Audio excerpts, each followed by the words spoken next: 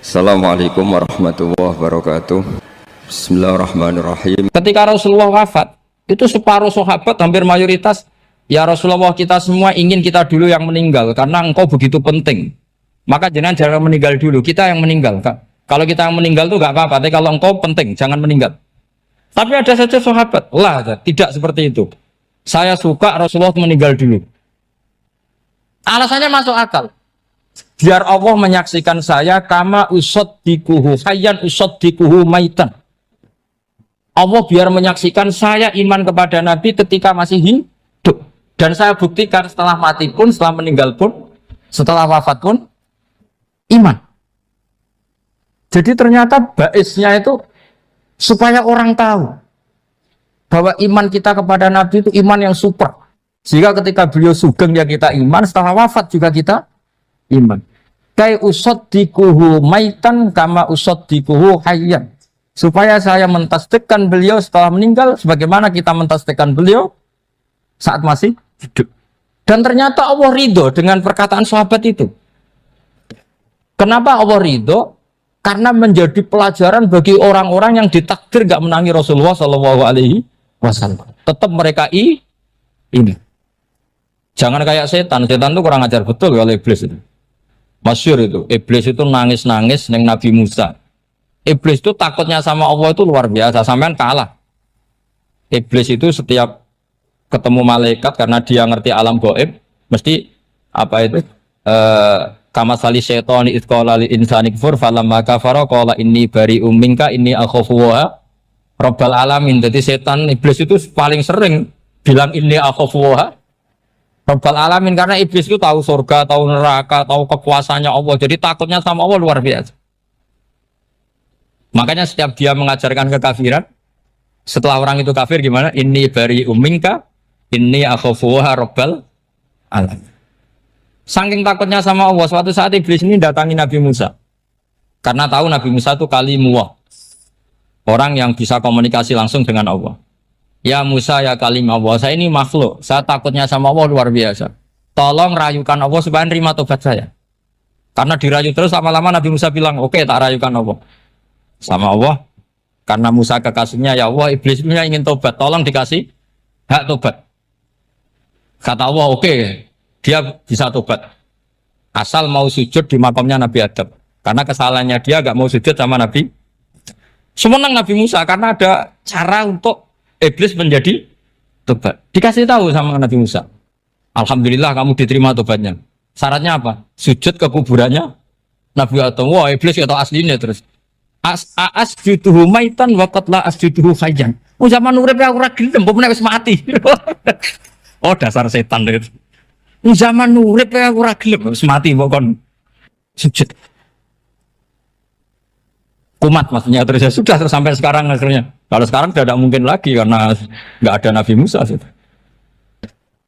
Jadi ijtihadnya sahabat melihat wafatnya Rasulullah itu beda-beda dan ternyata semuanya diridhoni Allah. Karena ternyata yang suka Nabi wafat dulu adalah ingin supaya umat Islam tetap mencintai beliau, iman sama beliau, tasdik sama beliau, sebagaimana tasdik zaman sugeng. Makanya kita harus mencintai guru-guru kita. Uhibbuhu maitan kama uhibbuhu hayyan. Saya sampai sekarang itu ya merasa Mbah Mun itu tidak meninggal. Saya masih merasa kalau bapak saya tidak meninggal. Karena kita mencintai beliau-beliau ketika hidup dan ketika wafat itu sama. Karena beliau-beliau sama kita juga seperti itu. Rasulullah itu ketika mendekati wafat, ya bahasa halusnya intaqala ila rafiqil a'la. Itu Nabi kalau ngedikan tuh rileks sekali. Hayati khairun lakum wa wafati khairun lakum. Cung aku nak uripku ya apik, engko nak aku wis kapundhut ya apik. Fa amma hayati fali asunna lakum as-sunan. Sebagian riwayat fa innakum tuhadditsuna anni wa uhadditsu ankum. Kalau saya masih hidup, saya bisa mengajarkan kamu sunnah, mengajarkan kamu tradisi-tradisi yang benar. Dan ketika aku mati, ketika aku sudah wafat, maka saya jejer Allah, kata Nabi. Saya berdampingan dengan Allah, maksudnya dekat Allah. Tentu bila kaifin walan hisab. Terus sudah fa inna amalakum, amal-amal kamu diperlihatkan ke saya. Berhubung saya sudah dekat Allah, kalau amal kamu baik, saya muji Allah. Kalau amal kamu buruk, saya langsung mintakan ampun kepada Allah. Jadi Nabi rileks sekali. Artinya saya hidup bagus karena bisa ngajarkan kamu as-sunan wa syara'i'. Kalau saya wafat karena saya dekat Allah. Kalau kamu baik, saya muji Allah. Kalau kamu buruk, saya mintakan ampun kepada. Guru-guru kita juga seperti itu. Justru setelah wafat, beliau-beliau punya kesempatan dekat sama Allah, dekat sama Al-Malail A'la, sehingga mendoakan apa? Nah, terus kata Sayyid Muhammad, wala taqulu lima yuqtalu fi sabilillahi amwat. Kamu jangan pernah berkeyakinan atau berpendapat atau berkomentar kalau orang-orang yang mati fi sabilillah adalah berstatus apa? Mati, amwat. Kalah. Terus kata Sayyid Muhammad, hadza li amati syuhada. Ketentuan ini bagi umumnya syuhada. Artinya gini, umumnya syuhada saja tidak berstatus amwat. Apalagi hadza Rasulullah sayyidul syuhada, sayyidul anbiya, sayyidul mursalin, tentu tidak pernah berstatus amwat. Ya saya ulang lagi ya, jadi zaman cara berpikir amatus syuhada, syuhada yang umum saja berstatus hidup, tidak boleh distatuskan amwat. Apalagi Rasulullah itu sayyidus syuhada, sayyidul anbiya. Maka status beliau pasti hayyun la yamut, pasti beliau itu hidup tidak. Dan karena beliau itu asfaq, sangat sayang kepada kita, sebagaimana zaman beliau hidup itu sayang kepada kita, sampai nangis-nangis minta hak syafaat, maka setelah meninggalkan pun beliau pasti sayang kita dan pasti berusaha supaya kita diampuni oleh Allah Subhanahu wa ta'ala. Sehingga ada sahabat yang tadi berpendapat kalau saya nggak masalah Nabi wafat dulu, supaya Allah menyaksikan saya usaddiquhu maitan kama usaddiquhu hayyan. Jadi ini cerita ya, cerita sudut-sudut pandang. Fikih itu penting sekali. Kata Sayyid Ali yang Shahibu Simtud Durar itu, wabihi qiwamus syariah, yang bisa mengawal syariat itu hanya fikih. Fikih itu ya kalau yang paling gampang untuk kita misalnya punya Fathul Qorib, Fathul Mu'in, Fathul ya. Tapi yang faham betul, mesti faham itu ngelotok setengah hafal. Jangan bawa kitabnya tok, sementing sekian semester terus selesai. Itu sama-sama dosa, itu dosanya ya dosa, mahasiswanya juga dosa. Karena sudah terlanjur sarjana agama, ternyata nggak bisa, itu kan mendingan ndak sarjana agama. Itu saya tak cerita sama Kiai Roba, itu ada fatwa kiai, kiai juga wali. Suatu saat ada penyanyi dangdut top terkenal di Indonesia itu nyanyi dangdut, ya penyanyi ya dai, entah itu hakikat entah majas tidak tahu. Itu kiai itu fatwanya lucu. Kalau kamu datangi dia pas main dangdut, masih saya beri izin. Tapi kalau datangi dia pas pengajian, itu tak larang. Kan santrinya jadi eskal. Ini pas pengajian dilarang, pas dangdutan kok malah dapat izin. Tapi bukan berarti halal ya, dapat izin. Dapat izin kan potensinya bisa karena dilarang lah ya tetap belerot. Terus suatu saat si santri ini setengah wali, tidak wali tapi setengah. Lama-lama itu memahami gurunya. Memahami gurunya, ternyata sirinya begini. Kalau seorang penyanyi yang tidak pernah ngaji, kemudian ngomong agama, itu potensinya itu fadollu, wadollu, sesat dan menyesatkan. Tapi kalau dia sedang nyanyi dangdut, penyanyinya cowok, sama jangan bayangkan dangdut putri, enggak, itu cowok sudah tua lagi. Jadi potensi halalnya ada lah maksudnya untuk, tapi tidak alat musiknya, orangnya. Tapi kalau dia nyanyi, itu paling dosanya hanya nyanyi.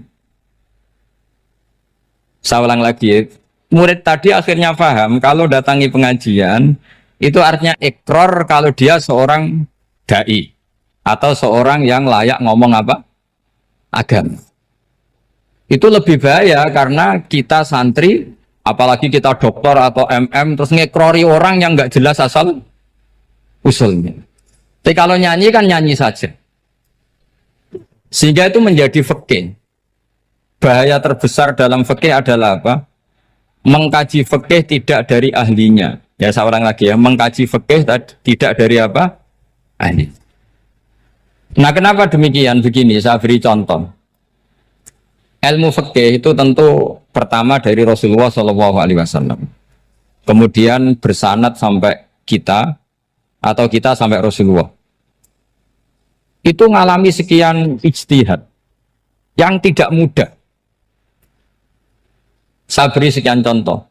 Dulu Imam Syafi'i itu sukanya sama guru yang miskin, ya karena rata-rata santri juga miskin. Jadi mesti ngidolakan guru yang miskin, karena sesama miskinnya harus berkoalisi. Tapi akhirnya gurunya Imam Syafi'i itu miskin sekali. Namanya Muslim bin Khalid Az-Zanji itu miskin, Sufyan As-Sauri miskin, Sufyan bin Uyainah miskin. Setelah ngaji di Medina itu Imam Malik itu kaya. Pas itu Imam Malik sudah kaya. Setiap ketemu Imam Syafi'i dikasih uang. Sampai ketika Imam Malik itu bilang, kamu sudah alim, ilmu saya sudah habis, kamu ngaji sama yang lain. Sama siapa? Kata Imam Malik, orang yang sealim saya sudah meninggal, namanya Abu Hanifah. Tapi dia punya murid, namanya Muhammad bin Hasan Asy-Syaibani, kamu ke sana. Terus Imam Malik datang ke Baki. Dulu Baki itu pasar rental, ya Grab lah kira-kira sekarang. Itu mengumumkan, siapa kafilah yang mau ke Irak? Kita ya Imam Malik, dibayari sama Imam Malik. Ini yang antar ke Irak, ke Muhammad bin Hasan Asy-Syaibani. Imam Malik mulai ngeper. Guru saya yang miskin tidak pernah nyangoni, guru-guru saya yang kaya sering nyangoni. Mulai memasalahkan kiai miskin, gitu. Kira-kira seperti itu mulai masalah. Setelah datang ke Irak, di Muhammad bin Hasan Asy-Syaibani itu si Muhammad bin Hasan Asy-Syaibani itu kalau ngitung uang itu di meja tamu. Jadi punya emas lantaan, punya uang. Kira-kira kalau Indonesia punya rupiah, punya dolar, dihitung itu di ruang tamu. Kata Imam Syafi'i, saya dengan Imam Malik saja nggak seret, ini lebih kedonyan lagi kiai. Ngitung uang itu di ruang tamu. Terus akhirnya si Muhammad bin Hasan Asy-Syaibani ini ahlul usul, dia pakar usul. Kamu heran sama saya? Iya, kiai kok kedonyan. Dia ngomong gitu. Tapi kata Muhammad bin Hasan Asy-Syaibani, kalau kiai tidak boleh kaya, itu tak kayak nawang fasik. Dan gue demenan, gue mabuk. Oh jangan, nanti dipakai maksiat. Penjenengan mawon kersane digetoat. Berarti kiai oleh sugih, pun angsal-angsal. Semenjak itu jadi satu fikih bagi Imam Syafi'i. Ternyata kalau mengharamkan kiai sugih, berarti membolehkan yang fasik sugih. Kalau yang fasik sugih bisa dipakai i'anah alal maksiat. Semenjak itu mindset pikiran Imam Syafi'i rubah. Saking rubahnya sampai beliau berpendapat orang bisa beli Alphard, kok beli carry itu haram. Bisa jadi bupati kayak Pak Roba, kok jadi RT haram. Soalnya gitu. Bisa keren Kak Gus Bah, kok jadi orang pendengar haram. Pokoknya haram terus. Karena dalil beliau al-Islam ya'lu wala yula alaih. Coba sampean ridho misalnya jadi orang Gresik dipimpin orang yang nggak sholat, ridho ndak? Ndak. Atau sholat tapi nggak bisa ngaji, ridho ndak? Ketika yang bisa ngaji berpotensi jadi buba, terus keterusan. Karena Imam Syafi'i keterusan, ya umatnya keterusan. Akhirnya orang-orang Syafi'i itu politikus rata-rata. Ya, makanya sama jangan kaget sama Baruba. Kakak saya wakil bupati ini. Putranya Mbah Mun ada yang wakil apa? Gubernur. Dulu Gus Wahid ya menteri agama. Itu asal usul dari perubahan fikih, mindset, cara berpikir Imam Syafi'i. Jadi dulu itu fikih ditemukan itu jelimet, ada perdebatan. Itu tidak hanya pada level ulama, pada level Nabi pun ada perdebatan. Jadi jangan kira Nabi itu tidak debat, ya debat. Nabi itu asal seangkatan itu mesti debat, termasuk debat dengan malaikat. Jadi kalau perlu ya debat sama apa? Karena malaikat itu kan lugu itu gak iso mikir. Karena kalau malaikat iso mikir bisa jadi rektor. Nanti kasihan Pak Salam ini. Malaikat gak boleh jadi rektor. Malaikat Israel itu nggak tahu etika. Jadi beliau ketika mau membunuh, mencabut nyawanya Ibrahim datang, ya Ibrahim saya ini disuruh nyabut nyawa kamu. Kata Ibrahim, wah kamu itu pasti salah. Kamu tahu saya siapa? Saya ini Khalilur Rahman, kekasih Allah. Masa kekasih membunuh yang dikasih? Ini nggak benar, logika itu nggak benar. Pasti kamu salah. Karena Israel itu tidak bisa debat. Ketika ditanya, hal ra'aita khalilan yumitu khalilah, masa kekasih membunuh yang kasih. Saya ini Khalilur Rahman. Masa Allah mencintai saya kemudian membunuh saya, itu logika agak bener. Gak keliru, kamu itu keliru. Israel akhirnya terbang lagi. Ya Allah, katanya logika saya ini salah. Karena masa kekasih membunuh yang dikasih. Karena Israel gak pernah sekolah, gak pernah sekolah. Gak bisa dia jawab. Akhirnya diajarin Allah. Dah kamu bilang gini ke Ibrahim. Hal ra'aita khalilan yakrahu ayyalqa khalila. Masa kekasih tidak siap ketemu yang dikasih. Dibalik logikanya. Akhirnya datang lagi ke Israel. Kata Allah begini, masa jenengan kekasihnya tidak siap ketemu yang kau kasih. Oh ya ya oke, mati gak apa-apa. Jadi ilmu itu ngalamin perdebatan. Jadi saya datang murni karena Kiai Mas Buhin, bukan karena MC. Itu dosa besar kalau saya datang karena MC. Karena saya punya kewajiban yang lebih besar. Jadi yang bisa mengalahkan adalah a'dzama minhu, yang super besar kira-kira. Karena jelas ada riwayat inna min abaril birri silatar rajuli ahla wuddi abi. Ya, inna min abaril birri silatar rajul ahla wuddi abi. Di antara kebaikan yang sangat baik adalah seseorang menyambung teman bapaknya. Padahal sampean kan nggak mungkin teman bapak saya. Teman saya aja nggak mungkin, nggak level apalagi bapak saya kan. Jadi malah mohal itu. Saya berkali-kali cerita di mana-mana cerita. Fikih itu harus dievaluasi karena ini masalah furu'iyah. Saya berkali-kali cerita di mana-mana cerita. Hukum berteman orang fasik gimana? Pasti orang jawab haram karena takut ketularan orang fasik. Tapi kalau dibalik, hukumnya bina orang fasik gimana? Ya baik, umatnya Nabi. Bisa bina kalau berteman. Kamu bisa bina orang fasik tanpa berteman? Gak bisa. Jadi kalau dibalik, hukum berteman orang fasik gimana? Haram. Hukumnya bina orang fasik? Baik. Bisa bina kalau berteman. Berarti berteman orang fasik? Ya terus nanti pada level lapangan sih gampang. Kalau yang soleh membina yang fasik dan yang fasik ketularan yang soleh, maka ternyata kalau yang soleh ketularan fasik ya berarti ternyata buruk. Tapi kan hukum masa nunggu kenyataan kan, jadi nggak hukum. Di mana-mana hukum itu kan ada asumsi karena ini masalah ijtihad. Nah itu yang dilakukan para ulama kita. Jadi sampean harus mengkaji fikih secara detail karena tidak hanya kita yang khilaf. Nabi-nabi juga khilaf dalam menentukan dakwah ilallah. Wali-wali kita kayak Abdul Hasan Asyadili sama Sayyid Abdul Al-Haddad itu juga. Imam Ghazali ya khilaf. Imam Suyuti itu kalau ketemu Al-Qastolani itu saling tidak nanya, saking nggak cocoknya. Masyhur itu. Jadi ulama orang cocok. Bedanya nak saiki perkara partai. Kalau orang dulu enggak. Karena pakai asumsi. Pakai asumsi karena memang susah. Nggak misalnya memang tak bedai, tak beri yang di nggak misalnya ada orang rukuk kemudian kentut. Itu sholatnya batal apa enggak? Enggak, jawab saja. Enggak, orang sholat kemudian pas rukuk kentut atau kelihatan auratnya, sholatnya batal apa enggak? Batal. Itu kelirunya sampai ini salah dosennya mesti itu. Pertanyaannya gini, yang dikatakan sholat itu kan aqwalun wa af'alun muftatahatun bitakbir muftatamatun bitaslim.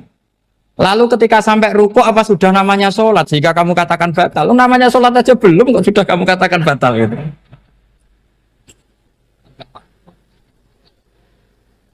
Iya kan? Jadi kalau aku mau sholat pas rukuk ngetut batal atau ora? Mestinya jawaban yang benar, ya ora sholat jadinya gitu. Karena kalau dikatakan sholat definisinya harus sampai salah. Tapi kan kita nggak mungkin ngomong seperti itu kan dianggap majnun. Padahal itu yang benar, yang punya kecerdasan. Nah makanya pertanyaannya, fikih itu ngikuti bahasa awam apa bahasa istilah?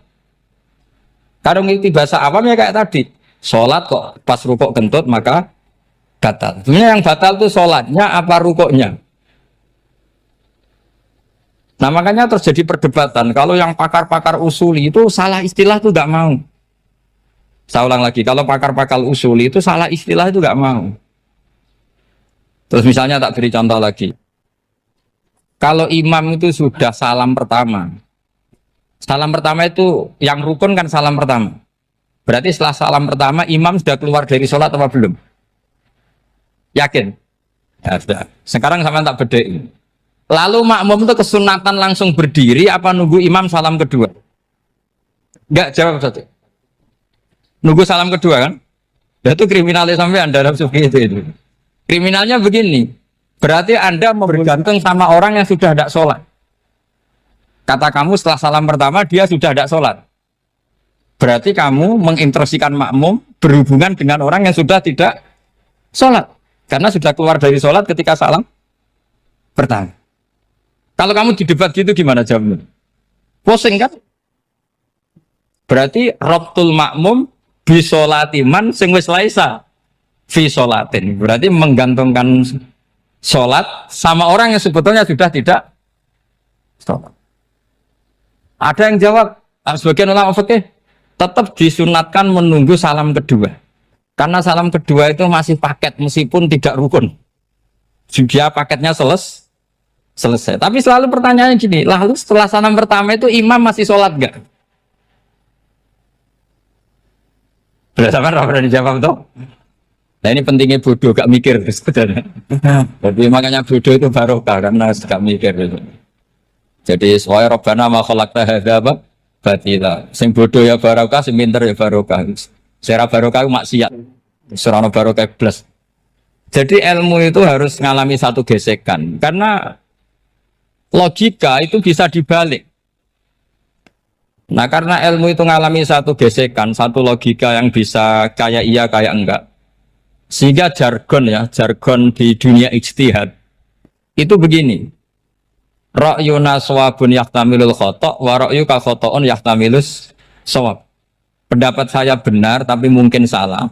Tapi pendapat kamu taruhannya salah dulu tapi ya mungkin benar. Jadi mustahid kalau kata mustahid itu lucu. Ngomongnya itu ra'yuna shawabun yahtamilul khata'. Pendapat saya tarifnya benar dulu tapi ya mungkin salah. Kalau pendapat kamu salah tapi ya mungkin benar atau mungkin bisa salah ya tidak tahu pokoknya mungkin benar. Nah kenapa demikian? Begini, di luar masalah tauhid, saya ulang lagi di luar masalah tauhid itu tentu ada masalah-masalah yang sifatnya ijtihadiyah. Ya saya ulang lagi yang sifatnya apa? Ijtihadiyah. Dan ijtihadiyah ini nggak pernah selesai karena muqtadul hal, konteks kesejarahan maupun konteks kesempatan itu tidak sama. Dulu kiai-kiai itu ngaramkan dasi, ngaramkan celana karena yang celananan yang dasinan itu penjajah. Sehingga mantas sabah biqaumin bahwa minhu. Tapi lama-lama kiai-kiai itu ya pakai dasi, pakai celana. Ya karena dianggap sudah tidak mantas sabah biqaumin bahwa minhu. Ini ngalami pergeseran. Semua istihad itu ngalami pergeseran. Lalu pertanyaannya begini, lalu istihad apa Gus yang permanen? Yang permanen ya istihad dengan alat apa? Istihad. Saya beri contoh misalnya begini. Nabi Musa itu yang ngalami istihad. Kata beliau karena kangen Allah, itu ingin melihat Allah karena kangen. Rabbi arini anzur ilai. Qala lan tarani walakin anzur ilal jabal. Ya sudah namanya orang kangen ya ingin melihat. Ya sudah gitu aja. Sehingga ahli ilmu kalam itu berdebat. Kalau kata ahli sunnah, karena Nabi Musa minta ingin melihat Allah, berarti melihat Allah itu jaiz, mungkin. Karena Nabi gak boleh bodoh meminta sesuatu yang mau hal. Maka antipatinya ahli sunnah terhadap pendapat Mu'tazilah itu antipati. Karena menurut pendapat Mu'tazilah, Allah itu qadim, Allah itu laisa kamitslihi syai'un, sehingga gak bisa dilihat. Pertanyaannya adalah berarti Nabi Musa meminta sesuatu yang mau hal. Itu bodoh sekali sampai nggak tahu mana mau hal, mana apa jaiz. Makanya kata Imam Ghazali, masa Nabi Musa yang Nabi nggak tahu kalau melihat Allah itu mau hal. Sampai minta berarti nganggap itu jaiz atau boleh. Itu cara pandang orang-orang ahli sunnah apa? Wal jannah. Tapi tetap saja sebagian ulama itu ya balelo. Yang kayak Mu'tazilah itu ya balik loh cara berpikir pokoknya itu karena kangen bukan karena mungkin atau tidak mungkin. Jadi nggak mungkinnya tetap tidak mungkin. Terus mereka dalil la tudrikul absar wa huwa yudrikul absar. Nah, sudut pandang ini akan terus. Ada seorang wali ditanya, kalau kamu di surga ingin melihat Allah apa enggak? Jawabnya enggak. Kenapa ya? Kasihan Allah. Terus kenapa ya? Unazzihu dzalikal jamala an nadhari misli. Saya tidak ridho Allah yang hebat, yang keren, kemudian sing delok di rumah aku wong resik. Koyo gak ngergani pangeran. Seben sing delok Allah ben golongane Nabi Muhammad, Nabi Ibrahim, kowe ora usah ngilangi keren. Maksudnya itu. Jadi ada ulama itu jadi wali kalau sholat itu karena di soft belakang. Tapi jangan ditiru. Itu kan nggak lazim ya. Lazimnya kan afdhalus sufuf as-saful awal. Ketika ditanya, kenapa kamu kalau sholat di belakang? Cek GR koyok wani suwan pangeran gak ngarep. Aku sungkan dadi kok guli. Kalau sampean kan karena males, bukan karena sungkan. Jadi itu artinya rasa ya. Makanya nggak bisa, nggak ada istihad itu tidak mungkin karena perasaannya orang itu beda-beda. Itu Sayyid Abdul Al-Haddad itu kalau ngendikan masyhur. Man da'a li dzalimin fil baqa faqad ahabba yusawwa fi ardi.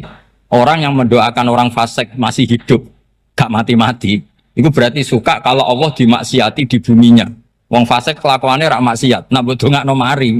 Itu berarti kamu ingin Allah didurakani terus menerus karena si fasik masih hidup. Tapi kalau Abdul Hasan As-Sadili cara ngendikan gini, kalimatnya persis. Man ahabba alla yusawwahu fi ardi faqad ahabba alla tadhara maghfiratuh. Orang yang ingin dunia ini steril, gak ada maksiat, maka sama saja berkeinginan tidak melihat luasnya maghfirahnya Allah. Sama-sama wali besar. Tapi cara pandang hubungannya dengan Allah seperti itu. Jadi mau tidak mau, istihad itu mau tidak mau. Makanya tidak usah dipertentangkan misalnya cara berpakaian, cara apa. Yang penting sesuai aturan Islam ya sudah. Karena ini urusan rasa. Urusan apa? Rasa. Itu Syekh Hasan Basri itu sering jagongan sama Robiah Hadawiyah. Itu secara fikih salah. Tapi pas itu ulama fikih ditanya, kenapa Anda tidak komentar terhadap dua wali besar yang sering ketemu? Andai kan semua santri seperti itu akan saya halalkan, karena nggak mungkin punya nafsu. Sehingga fikih dulu memang masih asli. Kamu lihat di takrib misalnya, lelaki melihat perempuan itu nggak boleh kecuali sekian alasan. Termasuk boleh itu li taklim karena mengajar, atau lil muamalah. Ini yang mulai masalah. Ada warung kopi, penjaganya cantik, santri-santri ngopi. Ini lil muamalah katanya. Kan kasus ini. Mau disalahkan tuh ada takbirnya. Mau dibenarkan ini jelas fasik kan, jelas fasik. Jelas fasik. Matanya sudah fasik sebelum itu ditambah itu, jadi fasiknya permanen. Nah pertanyaannya adalah, kalau kamu ngajar mbak-mbak, kemudian hafal yang cantik yang enggak, itu taklim lin nazar apa nazar li taklim? Itu taklim apa modus? Makanya kalau ngopi cari bakul yang cantik, itu muamalah untuk nazar apa nazar untuk muamalah? Loh kalau saya ngopi dengan kiroba pasti halal. Karena begini, berjalan saja, bareng capek, nggak tahu itu warungnya siapa, terus berhenti ngopi. Kebetulan bakulnya cantik. Nah itu mungkin halal, karena kan saya tidak milih-milih. Ingin ngopi kebetulan bakulnya cantik. Kalau kamu kan nggak apal daftarnya. Wah itu mesti haram itu, mesti haram itu. Karena berarti kan kamu menjadikan ngopi ini modus. Gue jagani nak takok pangeran, lo kok nazar? Muamalah gusti, muamalah. Itu mesti modus. Maka fikih itu harus dikawal oleh tasawuf. Kalau ndak, semua hukum fikih bisa diakalin. Makanya Imam Bukhari punya satu bab namanya Kitabul Khiyab. Bab mengkhilaf fikih. Beliau itu antinya sama Abu Hanifah itu luar biasa. Nggak ada ulama dibenci Imam Bukhari kayak Abu Hanifah. Masyhur itu. Untungnya beliau nggak menangi Abu Hanifah. Kalau menangi geger terus ini. Bisa faksul masail terus. Itu Abu Hanifah itu ulama yang suka khilaf. Khilaf itu merekayasa hukum. Misalnya begini, saya ini puasa agak lemes, ujian agak lemes, apalagi kiai serawati di duit, santri beling-beling lemes ini. Apa mangan itu kan, poso-poso kok mangan kan gak keren. Supaya saya bisa makan dan halal, saya bisa ngajak Kiai Robai ya jalan-jalan. Jalan-jalan nyari yang jarak 2 marhalah. Ya sudah. Terus bisa makan. Kalau ditanya Allah kok makan? Musafir. Jadi bolehkah insya'us safar menciptakan pergi demi untuk supaya boleh iftar? Boleh enggak cara jenengan? Enggak boleh, alasannya apa? Kan pergi. Perginya juga enggak maksiat. Itu khilaf. Tapi Sayyid Muhammad, Abuya Sayyid Muhammad, Muhammad bin Alawi, Sayyid Muhammad itu membela Abu Hanifah. Artinya membela jangan semua khilaf itu diharamkan. Karena itu cara, saya ulang lagi, karena itu cara untuk mengawal bahwa hukum Allah itu luas. Karena kalau nggak ada khilaf itu ya kita kesulitan. Kita kesulitan. Misalnya begini, ini penjelasannya, makanya kita harus sering mendengar. Saya itu dulu masih sangat fikih itu protes, kenapa ada puluhan polisi wanita? Itu kan pekerjaan cowok ya, pekerjaan pria. Tapi setelah mendapat penjelasan dari polisi, itu alasannya masuk akal, Gus. Kadang-kadang orang nakal itu menyembunyikan narkoba, itu di alat wanitanya. Itu kalau semua lelaki, polisi kayak jenengan, itu kan masalah itu. Sehingga memang harus ada polisi wanita karena sebagian pengedar narkoba itu perempuan dan menyembunyikannya di tempat itu. Kalau semua polisi cowok kan gak kebayang. Sehingga kita akhirnya mendengar membolehkan polisi itu wanita. Ada wilayah yang harus wanita. Begitu juga ada pertanyaan, kenapa sih dokter kandungan itu cowok? Saya punya banyak santri yang muhibin saya itu dokter kandungan. Tak tanya, kamu itu kok cowok kok jadi dokter kandungan, kan pekerjaannya seperti itu. Dia jawabnya lucu. Dari 10 yang tes jadi dokter kandungan, itu yang cewek itu lulus 2. Yang cowok lulus semua. Karena ketika cewek dites melihat ketuban pecah darah itu langsung pingsan. Sehingga yang secara psikologi dablek itu kan memang lelaki. Jadi serawongnya sewakit santes. Kadang nggak lahir-lahir dinteni nang jopo rokokan santai. Itu kalau cewek yang jadi dokter kandungan itu nunggu jam 11, jam 4 sudah pingsan. Nah ini cerita, bukan berarti saya menghalalkan, enggak. Kita harus mendengar, saya ulang lagi, kita harus apa? Dan itu setelah mendengar itu nanti jadi disiplin ilmu, yaitu namanya fikih. Karena ilmu fikih itu sebetulnya gampang. Sampean kalau ngaji i'anah, itu kelihatan fikih itu gampang karena ada logika yang terbangun. Misalnya begini, orang kalau tawaf itu disuruh agak jauh dari Ka'bah. Jangan sampai nginjak sadarwan. Karena sadarwan itu pondasi itu ikut Ka'bah. Kenapa begitu? Ya jenenge ra muteri Ka'bah, ide-ide Ka'bah. Jadi sebenarnya sederhana logikanya. Sing jenenge muter itu di luar itu kita muter. Nah kalau nginjak pondasinya namanya gak muteri Ka'bah tapi ida-ida Ka'bah. Ya jadi sederhana sebetulnya ya masuk akal. Jadi fikih itu tidak ada yang iskal, sebetulnya masuk akal. Tapi karena kita nekuni itu tidak serius, maka terus jadi paradok. Saya beri contoh lagi, ini sebagai penghormatan saya sama Kiai Mas Bukin, karena ini sudah namanya fakih. Kalau ada ayam jago ditwabrak truk, terus kejet-kejet, adekan dibiarkan pun mesti mati. Karena gerakannya sudah harokatul masbuh. Terus kamu sembelih, itu halal apa enggak? Enggak jawab, ayam jago loh. Kalau kamu katakan halal, dia sudah tidak punya hayatun mustaqirroh, kehidupan yang permanen. Andai kan kamu biarkan pun 1 menit lagi meninggal. Kejet-kejet kan mau prosedur saja. Maksudnya pantasnya mati ya kejet-kejet sih, tapi sebetulnya sudah pasti mati.